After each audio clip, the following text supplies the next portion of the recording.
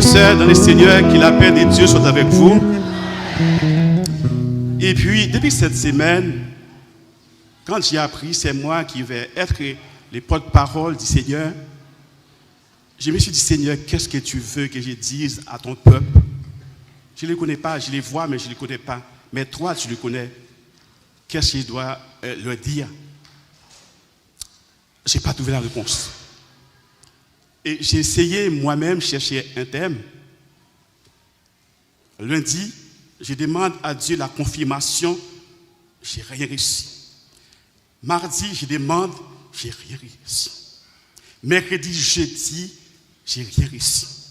Alors, je me suis dit, le thème que j'avais choisi, c'est bien être ça. J'étais vraiment focalisé sur les thèmes que j'avais choisis. Et même hier vendredi encore, j'ai demandé au Seigneur la confirmation de ces thèmes que j'avais choisis moi-même, en disant sous l'onction de cet esprit. J'ai rien réussi. Hier samedi encore, je pose la même question, parce que je ne voudrais pas parler de moi-même. Et moi, je n'ai pas la parole facile, ni la parole convaincante. La parole facile et convaincante, c'est Dieu qui l'avait, ce n'est pas moi. Et puis, ce matin, je me suis réveillé qu'il y a mon épouse qui devait partir au travail. Et je l'accompagne à la gare. Et en revenant, je commence à prier. Je commence à prier et tout à coup, le thème que j'avais choisi a été changé. J'ai senti quelque chose, quelqu'un qui m'a parlé dans mon esprit en disant non, pas du tout. Il m'a donné un autre thème. J'ai dit, Seigneur, mais pourquoi tu veux me mettre devant le fait accompli? Parce que tu veux pécher ce matin et c'est maintenant, tu m'as révélé un thème. Et puis, quand le Seigneur ordonne, il donne.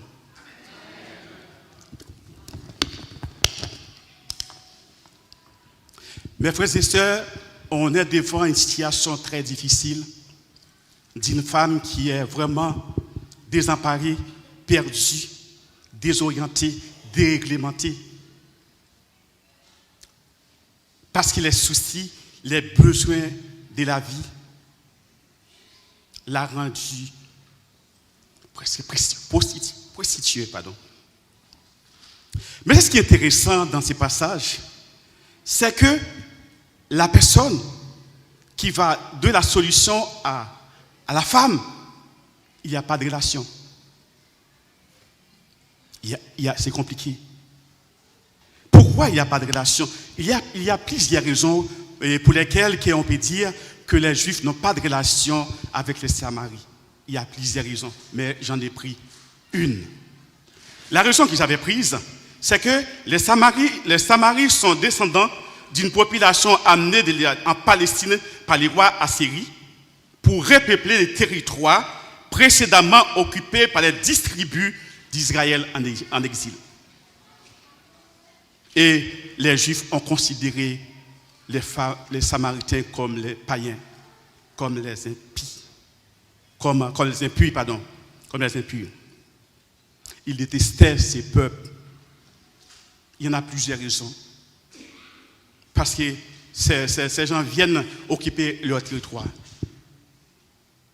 Et depuis, il n'y a pas de relation entre ces deux peuples, bien qu'ils sont sur les mêmes territoires. Et voilà que Jésus, dans les versets précédents, voyons que Jésus était en Judée pour assister au baptême de ses disciples. Et après quoi, Jésus est obligé de se rendre en Galilée. Mais pour se rendre en Galilée, il fallait qu'il passe par la Samarie. Il fallait qu'il passe par la Samarie parce qu'il y a quelque chose qui doit se passer. Quand on dit il fallait qu'il passe, il n'y a pas de choix. C'est un impératif, c'est l'obligatoire. Il n'y a pas de choix, il faut qu'il passe par la Samarie.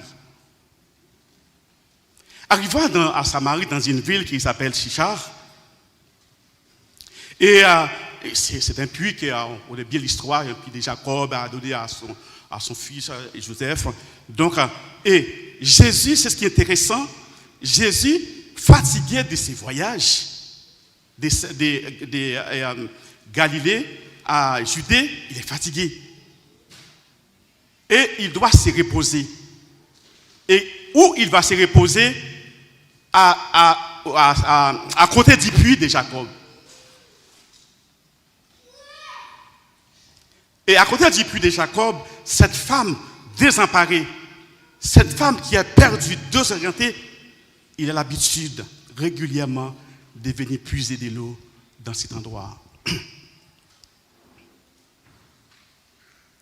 Et quand il est à la 6e heure, c'est une heure précise. À la 6e heure. Et l'évangéliste Jean comptait l'heure comme nous-mêmes. Et les autres évangélistes, par exemple, Matthieu, Marc, Luc, on appelle les évangélistes synoptiques. Les écrits sont semblables. Ils ont compté l'heure comme les Juifs. Et à la 6e heure correspond à 6 heures du matin. À 6 heures du matin.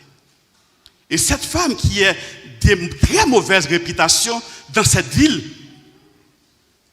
il a précisé à l'heure où il n'y avait pas beaucoup de personnes dans la rue pour qu'elles viennent puiser de l'eau dans ces puits. Parce qu'il est détesté par les autres. Il est à la marge de la société. Les regards sont fixés sur lui en tant qu'une femme qui a de mauvaises réputations. Il est obligé de surveiller l'heure à laquelle qu'elle doit sortir.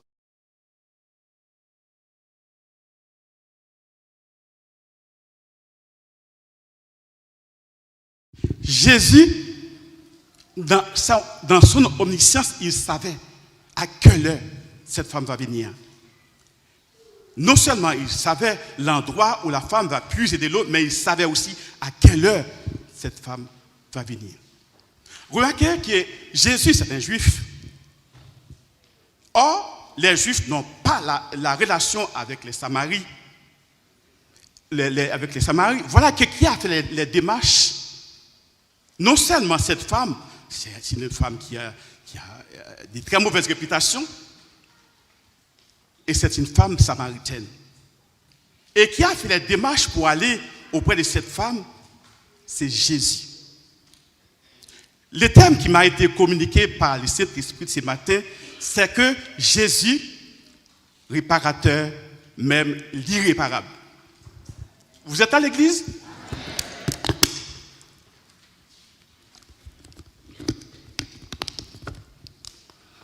Et je salue également ceux qui nous écoutent sur les réseaux sociaux. Et prêtez-moi aussi votre attention. Ça va être bon pour vous aussi. Jésus, c'est un juif. Et la femme, c'est une samaritaine qui n'a pas de relation.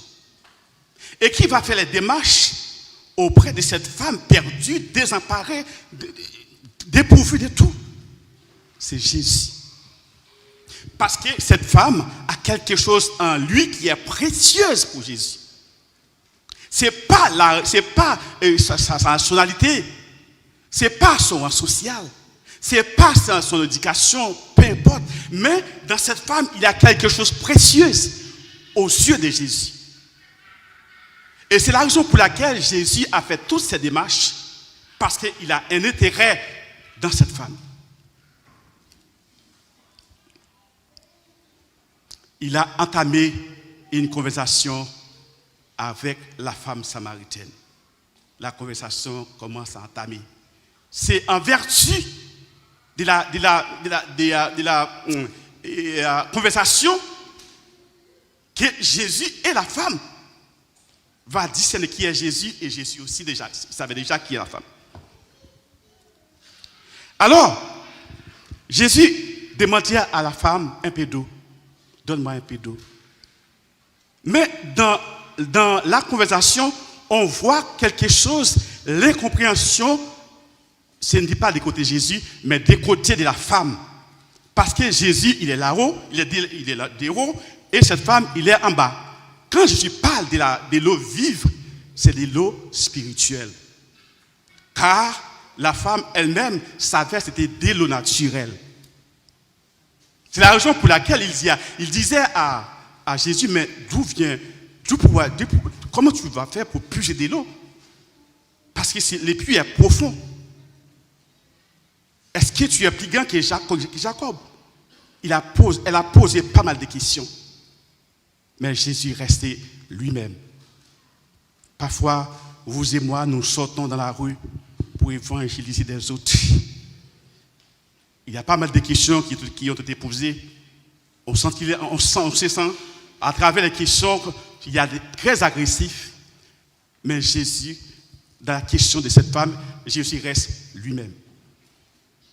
Donc, il en est aussi pour vous et moi, quand nous sortons pour évangéliser, quelles que soient les attaques qu'on pouvait rencontrer, soyez restés vous-même. Parce que vous avez quelque chose à faire passer. Vous allez voir ça un peu plus loin. Jésus est en train de converser avec cette dame. Et puis, donc, Jésus lui dit, la femme lui dit à Jésus, mais pourquoi? Quelle relation? Je n'ai pas de relation avec toi. Moi, je suis une femme samaritaine. Toi, tu es juif. Et tu me demandes, tu as osé d'adresser la parole. L'évangile n'a pas de frontières. L'évangile n'a pas de frontières, quel que soit l'état de la personne, soit social, spirituel, moral, peu importe. Il faut savoir que la personne qui est devant vous est clochard, peu importe, il a quelque chose en lui précieux aux yeux de Dieu. C'est son âme. Et c'est ça que Jésus veut gagner dans cette femme. Et quand Jésus, vous voyez cette femme, moi je dirais que cette femme c'est l'image du monde, c'est l'image du monde. Voici cette femme a une soif. Quand elle a demandé à Jésus, donne-moi un peu d'eau. Quand Jésus lui a proposé de l'eau de vivre, il a dit, Seigneur, donne-moi cette eau. Si Jésus n'a pas de patience, si Jésus ne peut pas l'expliquer à quoi c'est cette eau, il n'aurait pas demandé, donne-moi cette eau. Il restait toujours dans l'obscurité, dans l'incompréhension. Et c'est ça le monde. Si vous et moi restons là où nous sommes, comment ils vont savoir qu'il y a un sauveur? Parce qu'ils sont dans l'incompréhension. Ils sont incapables de discerner qu'il y a un sauveur qui les aime, au point qu'il était mort pour eux. C'est à nous d'aller leur dire qu'il y a un sauveur.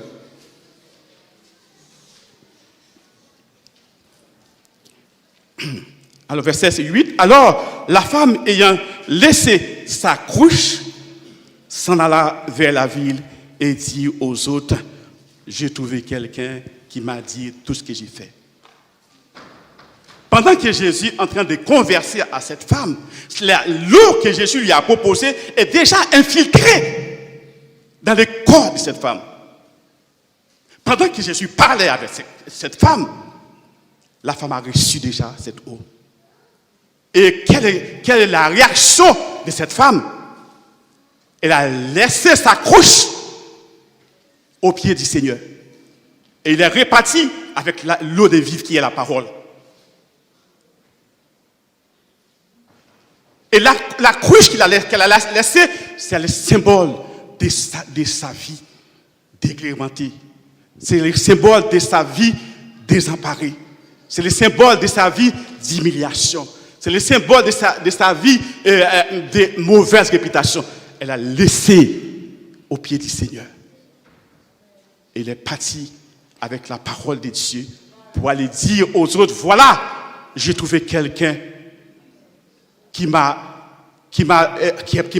donné une nouvelle orientation. J'ai trouvé quelqu'un qui a pris ma honte. Et pourquoi elle a dit, je vais plus venir puiser encore cette eau, parce que Jésus satisfait sa soif. Souvent, vous et moi, nous cherchons la solution ailleurs. Et Jésus, elle a la solution, elle est juste à côté de vous. Comme il a dit l'Éthiopien et en lisant les prophètes d'Ésaïe, et puis lorsque Philippe lui a dit, comprends-tu ce que tu lis? Il a dit à Philippe, comment veux-tu pour que j'y comprenne? Si personne ne me guide, personne c'est vous, c'est moi. Si personne n'allait voir les gens du dehors pour expliquer qu'il y a un sauveur, ils ne vont pas savoir. Et vous voyez la soif du monde. Lorsque le Messie a expliqué à Philippe d'aller voir, d'expliquer à Philippe, et il a dit à Philippe, je vous invite, rentrez chez moi. Et maintenant, il a compris la parole. La femme samaritaine, quand en recevant la parole, en recevant l'eau de vive, il n'a pas gardé cette eau pour lui-même.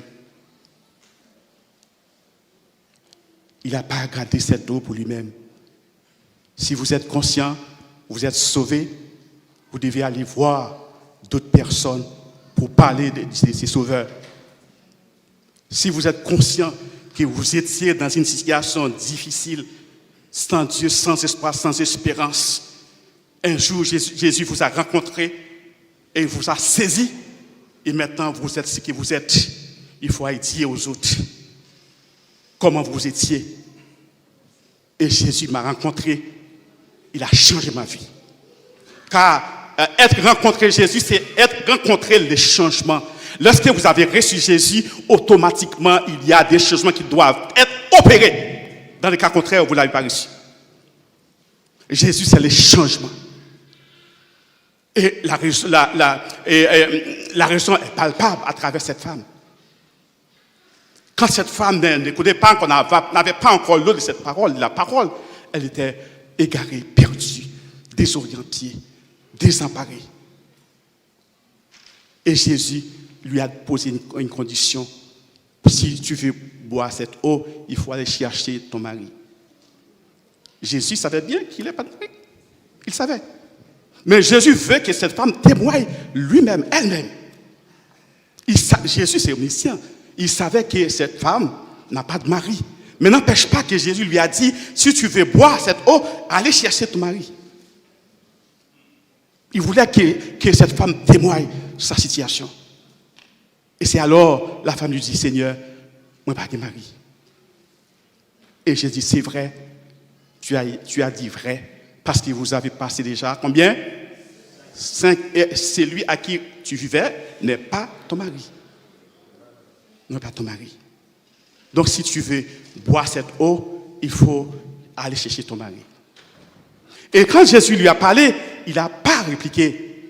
Il a témoigné, au contraire, il a témoigné que cet homme-là, c'était le Messie, c'est le prophète. Il dit tout ce que j'ai vécu, il a expliqué toute ma vie. Dieu vous connaît, Dieu me connaît.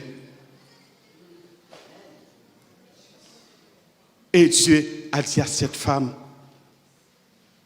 que l'eau de vive a été pénétrée cette femme. Et quand dans Luc chapitre 7, verset 28, qui a dit, c'est lui qui croit en moi, les fleuves d'eau vive couleront de son sein. Et cette parole allait être accomplie dans la vie de cette femme.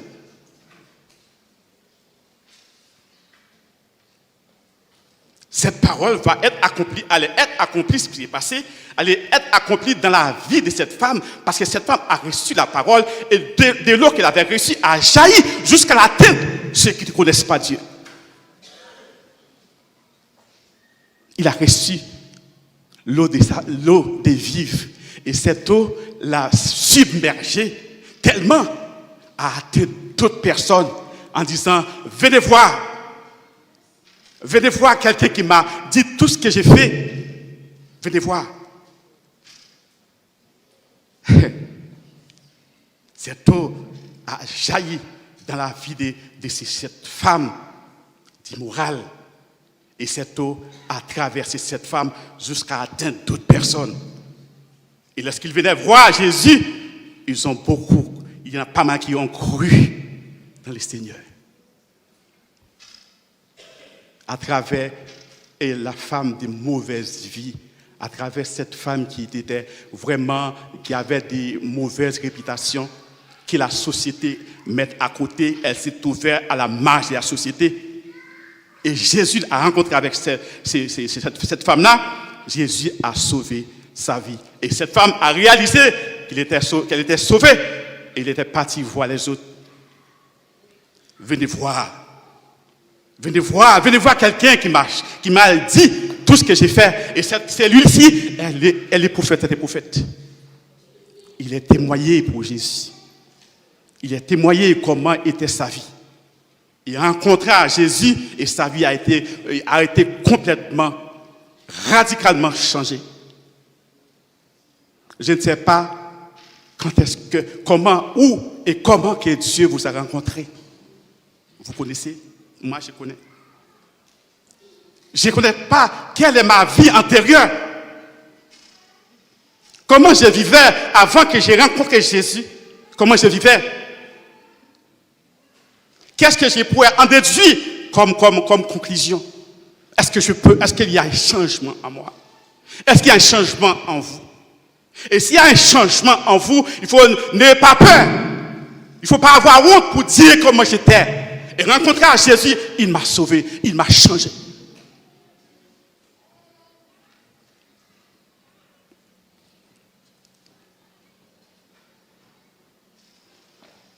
En lisant Matthieu chapitre 7, versets 10, 11, 12, si vous avez votre Bible prêt, ouvrez la Bible. C'est la Bible qui va parler et non moi-même. Matthieu chapitre 7, versets 10, 11, 12. Alors, comme Jésus était à table dans la maison, voici beaucoup de publicains et des mauvaises vies vinrent à se mettre à table avec lui, avec ses disciples. Verset 11. Les pharisiens virent cela, ils dirent à ses disciples, mais pourquoi votre maître mange-t-il avec les publicains et les gens de mauvaise vie? Verset 12. Ce que Jésus ayant entendu, il dit, ce ne sont pas ceux qui se portent bien qui ont besoin des médecins, mais les malades. Les pharisiens, il y a quelque chose que les pharisiens ne savaient pas. Ils ne savaient pas le fait que Jésus se met à table avec les publicains, les pharisiens, les publicains et les gens de mauvaise vie. Les pharisiens ne savaient pas si c'était vraiment en conformité par rapport à la mission de Jésus. L'église, vous êtes là, l'église? Les pharisiens, ils sont toujours là pour critiquer. Sans qu'ils ne sachent pas, ils sont toujours là pour critiquer. Mais ils ne savaient pas que le fait que Jésus était à table avec les gens de mauvaise vie, avec les publicains, ils ne savaient pas que ça était en conformité avec la mission de Jésus. Car la mission de Jésus, d'après Luc chapitre 19, verset 10, Jésus est venu chercher et sauver ce qui était perdu. Voilà la mission de Jésus. Et cette mission l'Église doit continuer, l'Église doit continuer cette mission en attendant que Jésus vienne nous chercher. Il faut que l'Église assure la continuité de la mission de Jésus. Aller chercher et sauver ce qui était perdu. Et chaque personne ici doit avoir quelqu'un sur le cœur pour dire Jésus vous aime. Moi personnellement, les jours où j'ai passé une très bonne journée, c'est les jours où j'ai rencontré quelqu'un, même sur les chemins du travail, pour parler de Jésus. Et quand je vais parler de Jésus, je me sens bien passer une bonne journée. Parce que c'est ça, avec ça, je vais présenter devant Jésus. C'est peu que vous ayez de belles voitures, de belles maisons, de beaux enfants. Votre compte en banque est en bonne santé. Mais sachez qu'un jour, vous allez tout laisser. C'est ce que vous faites pour Dieu là. C'est avec ça que vous allez comparaître devant Dieu. Une personne qui était perdue, et Dieu nous a déclaré que nous sommes lumière.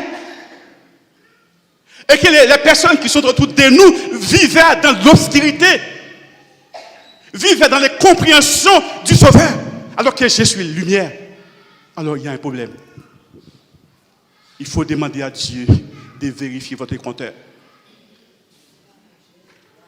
Tu ne peux pas être lumière et la personne qui est autour de vous se trouve dans les ténèbres. Vous êtes responsables, mes frères et sœurs. La parole de Dieu, ce n'est pas une fable.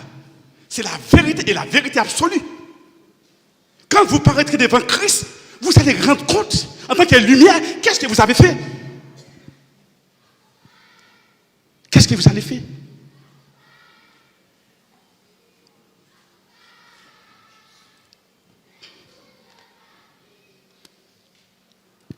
Alors, les pharisiens ne savaient pas que le fait que Jésus avait une stratégie, mes frères et sœurs. C'est le modèle de l'évangélisation. Il nous a montré comment on doit évangéliser. Il ne faut pas avoir honte pour entamer une personne. Souvent, nous critiquons. On critique plus que d'agir. Et la bouche qui est en train de critiquer au nom de Jésus. Demandez à Dieu que cette bouche-là, que Dieu l'utilise pour sauver les âmes. Au lieu de critiquer votre frère, votre soeur, avec la bouche qui devait être pure pour louer Dieu, demandez à Dieu pour que Dieu vous aide à utiliser cette bouche pour sauver les perdus.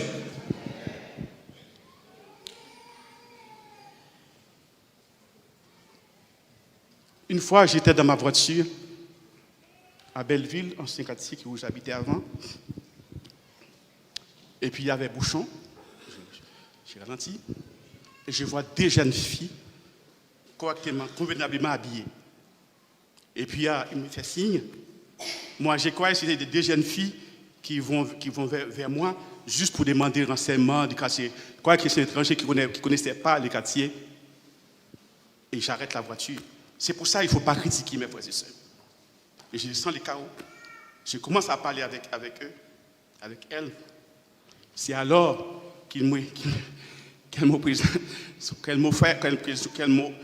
fait leur service. Quel est le service? J'ai du mal à comprendre quel est le service. Et puis c'est quand ils m'ont dit c'est pas trop cher. Et j'ai compris. Je disais, vous dites c'est pas trop cher, mais je vais vous offrir quelque chose de gratuit. Je repousse. C'est quoi, monsieur? Il me dit, c'est lui qui donne la vie. Et si vous acceptez cette personne-là, vous ne serez pas ici. Vous ne serez pas là, bas de la rue. Il m'a dit. Ça n'intéresse pas. Donc, mes frères et sœurs, imaginez-vous quelqu'un qui connaissait. Moi, je passe dans la rue. Imaginez-vous quelqu'un qui connaît déjà ces gens-là et qui voit que je suis en train de parler avec eux. Ça pourra tourner mal contre moi. C'est pour ça que je dis qu'il ne faut pas critiquer. Et c'est ce que faisaient les pharisiens. Lorsque les pharisiens voient que Jésus qui est en train de parler avec cette femme, ils disaient en eux, comment elle parle? Lui, il parle avec des femmes. Mais qu'est-ce qu'il raconte? Ils discutaient entre eux. Et Jésus qui est omniscient, qui savait, c'est ce qu'ils ont dit.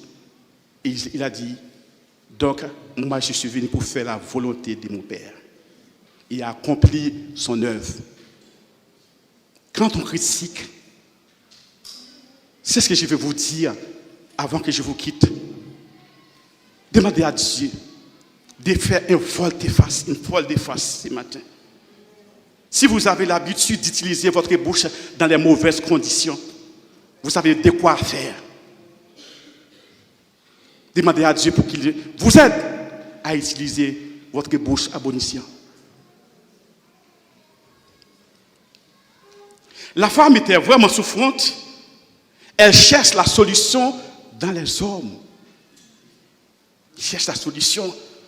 Et croyait que la solution, c'est se mettre à un homme. Ça ne marche pas. Je prends un autre. Elle cherche la solution. Malheureusement, elle a cherché la solution très mal. La solution ne se trouve pas dans l'homme. Cette femme était irréparable. Sa vie était irréparable. Sa vie était vraiment désemparée. mais il a rencontré quelqu'un qui a changé sa vie. Quand vous avez une voiture, vous allez au garage, on vous a déclaré que cette voiture, elle est irréparable, c'est-à-dire c'est bon pour la casse. Mais en Jésus, il n'y a pas de cas perdu. Les cas perdus pour Jésus, c'est ce que Jésus ne voulait pas faire. Si Jésus n'a pas voulu faire quelque chose, il ne fera pas. Mais il n'y a pas de cas perdu pour Jésus. J'ai entendu prier pour Sœur Chantal.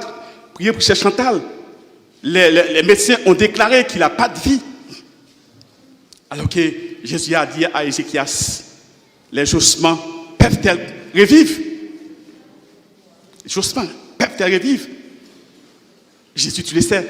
Et puis Jésus a soufflé la vie sous les ossements. Les ossements reprennent vie. Si toutefois, c'est la volonté de Dieu pour que c'est Chantal parte, gloire à Dieu. Mais moi, je suis convaincu, si c'est médecin qui condamne c'est Chantal à mort, moi je suis convaincu, si Dieu ne l'a pas condamné, elle aura la vie. Elle aura la vie. Parce que quand les choses paraissent à vos yeux l'impossible, vous voyez tout a fini. Et c'est à ces moments-là que Dieu va faire son intervention. Parce que Dieu, il est jaloux. Il ne veut pas sa gloire pour personne, c'est pour lui et pour lui seul. Lorsque vous dites tout a fini, Seigneur, je ne peux plus, tout a fini. Et maintenant, vous avez déclenché la puissance de Dieu. Parce qu'il a dit, je suis un Dieu jaloux. Je ne partage pas ma gloire ni mon honneur. Tant que Dieu voit que vous avez encore l'énergie, vous êtes encore faire des mouvements, il vous laisse tranquille. Mais quand vous baissez les bras, puis d'espoir, c'est fini. Et c'est alors notre Seigneur Jésus-Christ, le médecin par excellence, il va faire son intervention. Donc, alors, les coups à cheval. Alors, si on prend l'exemple de Philippe, je l'ai dit tout à l'heure, et quand Philippe a couru et entendit l'Éthiopien qui lisait les prophètes d'Ésaïe, et lui dit, comprends-tu ce que tu lis? Il répondit, verset 31, l'Éthiopien répondit, comment le pourrais-je si j'ai quelqu'un qui me guide? Et quelqu'un ici, c'est vous et moi. Et l'Éthiopien, c'est l'image du monde. Les prophètes osaient dire, mon peuple meurt dans les péchés. Mon peuple périt. Il faut de la connaissance de la parole. Vous et moi, nous sommes responsables. Nous sommes responsables. L'image du monde, c'est l'Éthiopien. Et l'image de l'Église, c'est Philippe. Si l'Église n'explique pas au monde qu'il y a un sauveur, ils ne vont pas savoir. Le monde ne va pas savoir. Donc, engagez-vous, mes frères et sœurs. Il ne suffit pas de venir à l'église chanter, c'est beau. Chanter la gloire de Dieu, c'est beau. Mais pensez-vous, un jour, vous étiez aussi perdu. Un jour, vous étiez aussi dans la rue, peu importe. Mais lorsque vous avez rencontré Jésus, il vous a changé. Partageons cette expérience avec ces dehors qui se prostituent. Ceux qui vivent dans la drogue, quelle que soit la personne, il faut que vous et moi fassions le devoir d'aller vers eux pour leur dire qu'il y a un sauveur qui peut changer leur vie. Et dans le cas contraire, lorsque vous paraîtrez, ou bien nous comparaîtrons devant Christ, là, dis pas de connon. Parce que beaucoup de droits, monde qui t'a souffert, pas de faire rien. Il y a un monde qui est livré dans la prostitution, là, pas de faire rien alors que vous êtes lumière du monde. Mes frères et sœurs, l'heure s'avance. Et je vois les pasteurs qui me regardent de temps en temps. Donc, la seule chose que je vais vous dire, je vais vous laisser. Donc, si vous prenez l'engagement pour dire, en 2024, je m'engage à amener une âme à Christ. Si chaque personne prend l'engagement, ce n'est pas vous qui allez mener une âme à Christ. Au moins, vous faites c'est ce que vous devez faire. Car lorsque vous sémez les grains, ce n'est pas vous qui va faire germer, pousser les grains, c'est Dieu. Mais faites ou même faites, c'est ce qui est à vous, semer des grains. Pour ne pas dire comme la personne qui s'est trouvée au lit des douleurs, qui est aux abois à la vie. Il a dit, si j'avais la vie, je pourrais recommencer. Il ne faut pas dire ça. Vous avez encore une chance. Je m'engage à parler, à semer des grains, partout les bons grains. Après le reste, c'est le maître qui va s'en occuper. Faites ce que vous devez faire. Et je suis sûr et certain, quand vous paraîtrez devant Christ, vous n'allez pas paraître des mains vides pour dire, même gens, avec ces messieurs-là, dois-je partir les mains vides. Que Dieu vous bénisse.